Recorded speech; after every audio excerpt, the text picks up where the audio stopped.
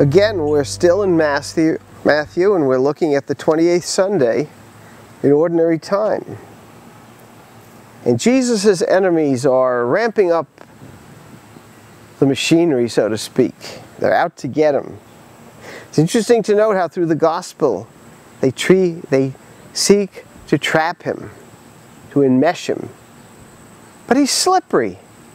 Not slippery in the sense of duplicitous or ambiguous. No. He takes their own weapons and he turns them against them. So the Pharisees, who were the party of strict observance, the cream of the crop, so to speak, want to entrap Jesus by his own words. So they send their surrogates, their disciples, to them. Interesting enough, we read that they bring the Herodians with them. Now, mind you,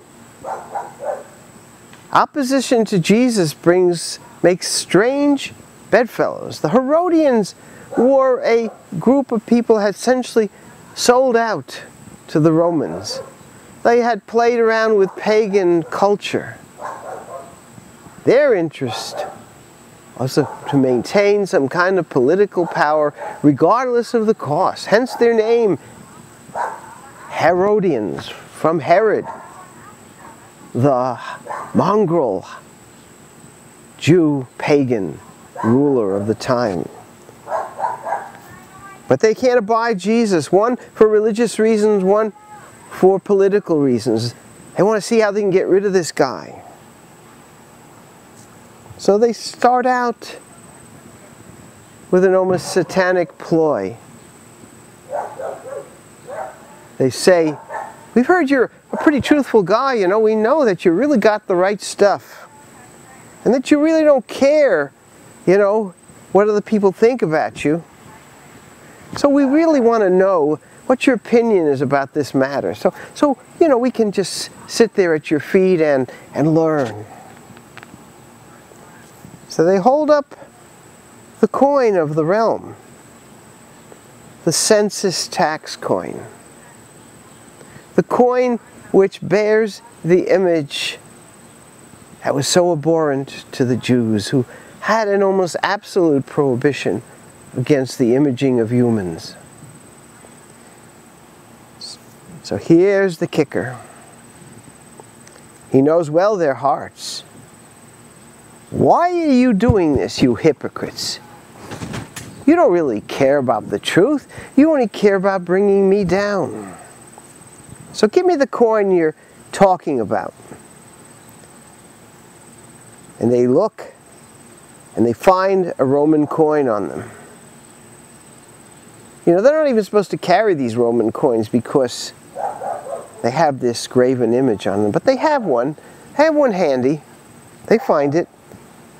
"Tell me, whose image is this and whose inscription?" I believe at the time it was Caesar Augustus whose image is upon this coin. But at any rate, they tell him, "Caesar." And here is the kernel of the matter. Jesus tells them, "Repay to Caesar what belongs to Caesar, and to God what belongs to God." Notice, what he's really saying is, yeah, you give him this coin. Well, it's worth a small amount of money. But everything else belongs to my Father. Everything else, even this coin belongs to my Father. You know, where do the minerals come that it was coined from? Who gives the wealth that enables this coin to be earned? Who is really the Lord in all of this? So he's saying, render unto God the things that are God's, essentially everything. And to Caesar, what is Caesar? The very most, this piece of metal, this coin. We must remember that we have everything. Everything we've got that is of any worth from the hand of God. Whatever we earn is through our talents, through our hard work. But that all comes from the good predisposition God has given us, from the talents He has given us. If we render unto God the things that are God's, then we will render everything.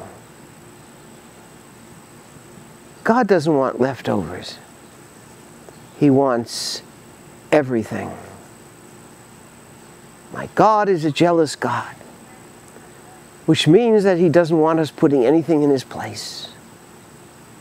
But nothing else but Him, and Him alone, will suffice for our heavenly salvation, our spiritual life in this world and the world to come.